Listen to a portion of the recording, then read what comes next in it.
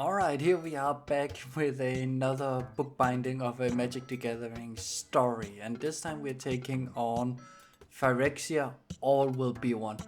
Probably one of my favorite sets. I think it was so fun to play, and I think it was absolutely 100% such an interesting story. And we are gonna be reviewing it on this channel, don't you worry. But first and foremost, let's work at all these sheets here. So the very first thing is, of course, to sort the book into signatures. And signatures are basically, if you take a book and you look, you can see how the pages are folded, kind of in small stacks, folded in the middle.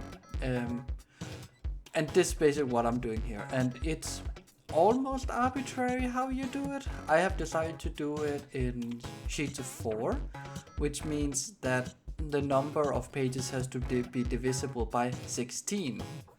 So there's a lot of blank pages, as you could see there, to make sure that there is equivalent of 16 in each signature.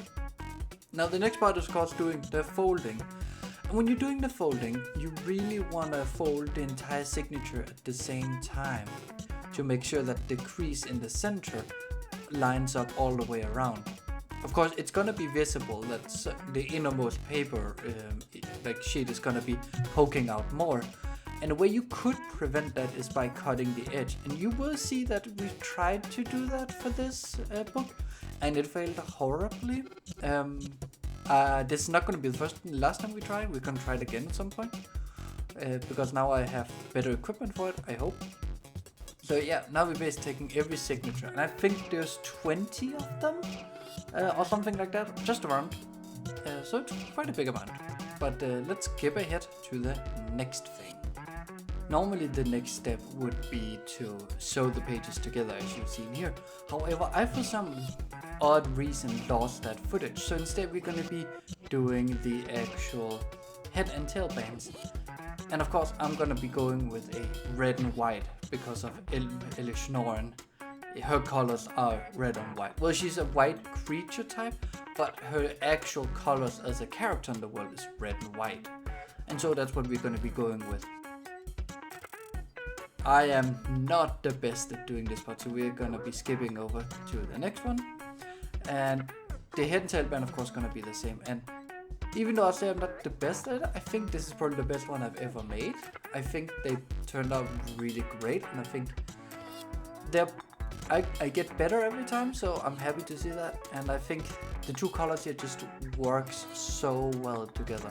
I mean, being from Denmark and our flag is basically these two colors, it's obvious that I would think that's... Anyways, the next step is gonna be the backing boards. Now for the backing boards, the first thing is, of course, to measure the size of your book.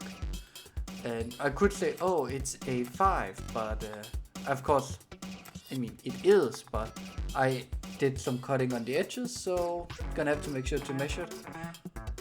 I'm also need to make this slightly bigger, so they're gonna be protecting the pages, at least in the front.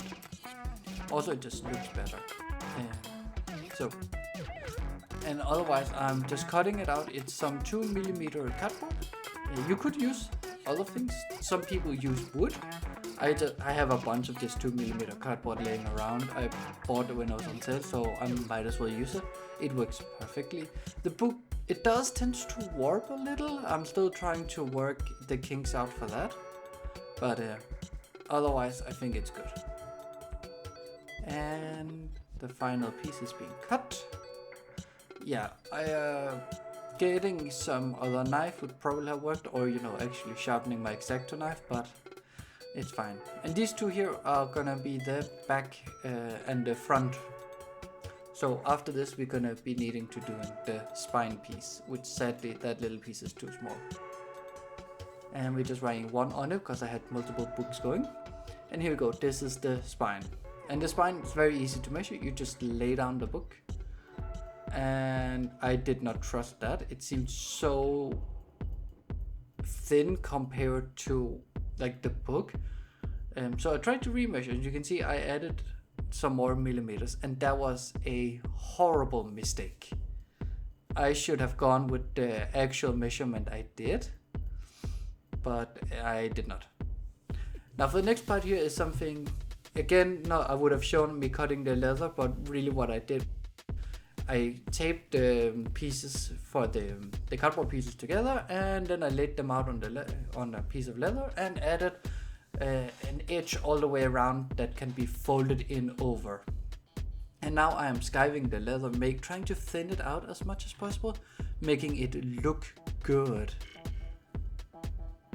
And skipping over onto the end. As you can see here, I am not very good at skiving. I am learning it. It's not something I've done a lot. This is probably the second book where I really do it. But it is something that's gonna make the cover look better. It's gonna make it more easy to, to fold the edges in over itself. It's not gonna look so jarring. And I mean, it's mainly for like easy, because you're not going to be able to see it really. Well, you're going to see all of those because I'm bad at it, but it is what it is, you know. But after this, I basically put the book, the cover in a press with all the different stamps we're going to be doing, and I've shown that a couple of times on other binding videos I've done. So we are going to be skipping over that for now and going directly to the painting. Oh, did some more messing up. Luckily in the edge it's not as important. And here you can see how horribly done it was. Now for this book I decided the backside of it should be all phyrexian mana symbols instead of the usual mana symbols. And that is of course because this is Phyrexia, all will be one. And we are of course all on the side of Elishnoan. So of course it's gonna be mana representing her. And I debated for a while whether I should paint them white because she's white mana or not, but I decided to go with red. The base color here is a tan and a light tan color, and the reason for that was I just wanted something to add a little bit of brown neutral color for the background. But really, as you can see, that's how it's gonna look. But really, the book is gonna get some natural patina over time, so it wasn't that important to do. And here we are, and I got new brushes for this, and that made it so much easier to paint. It was such a joy actually painting all the small details. It was really meditative. So I had a blast doing it. I'm still not the best at painting within lines. I should probably go back to kindergarten. But it made it so much easier that your brush wasn't, you know, like twice the size of what you're trying to paint. And that's how all of them gonna be looking. But we are not gonna be showing every single one. We're skipping over to the symbol in the front cover. And yeah, so every detail is gonna be painted red. So it's gonna basically be a red and tan book. We are gonna make a little bit of an adjustment to the all will be one symbol on the front, but we'll talk about that when we get there. But as you can see here, it was so easy to paint it in. The details, the paint flows nicely. It was so easy. I don't remember if I'm gonna be showing the small details. I don't think so, because it's not that important. But the gathering is really, really neat. It was like, for once it was a joy in painting that. It didn't just turn into a giant blob. And let's take the final piece, which is all will be, no, we're doing the gathering, so we actually do get to see it. And all, as you can see here, it's very difficult due to the light to see, but I am actually able to stay somewhat within the lines, so you can still read the letters. So as you can see, especially the I is really interesting. The G is such an art, but I am using the actual font from Magic the Gathering. So, and here we are working with All Will Be One, and I have to find another font when I'm doing Frenzy, because this, I think it's Impact, and it's really a boring font. But it's a simple font, that's why I chose it. But now that I've gotten better at painting, I really want to go with something more interesting, more flowy. So look out for that. If you have any good fonts or lettering in general, let me know. I'm open, because this is like, it's not bad, but let's be honest, it's not that interesting to be fair. Like, to be fair, it's kind of boring, isn't it? But that's how it goes. Now let's talk about the symbols in the center. I wanted it to stand out. I wanted it to add some interest to this, like, almost monocolored, well, I guess it's dual-colored book.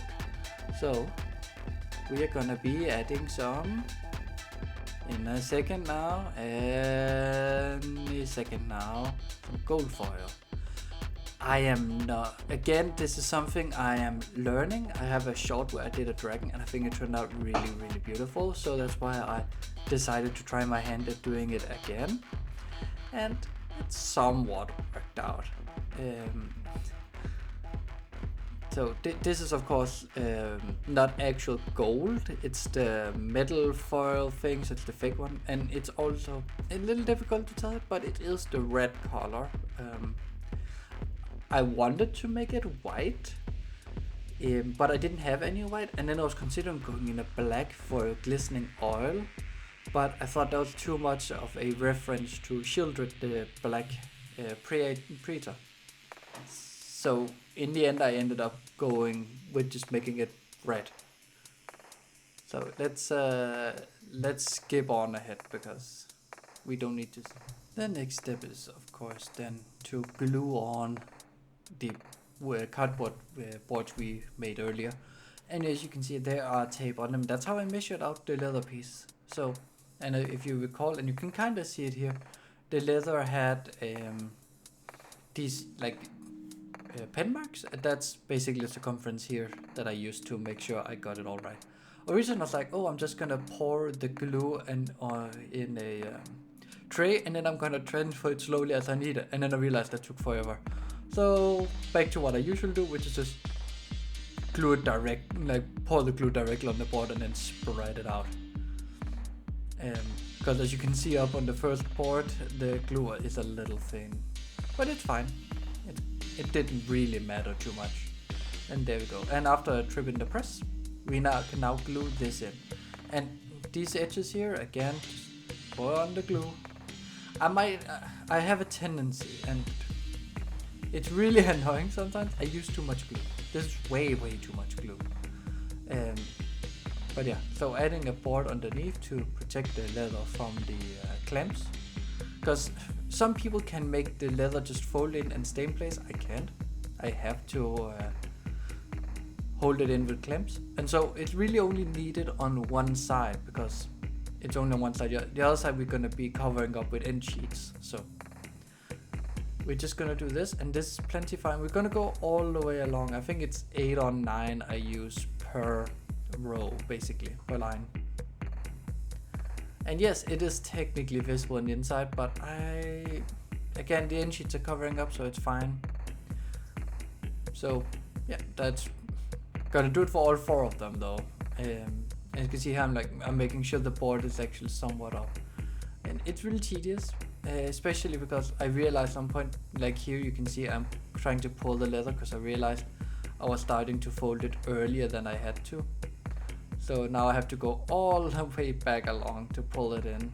And luckily here, that's where the amount of the too much glue comes in, because it makes the leather soften, kind of like when you wet it. So it was way more malleable. I guess that's lucky for me. And it also, like, that made it end up looking all nice.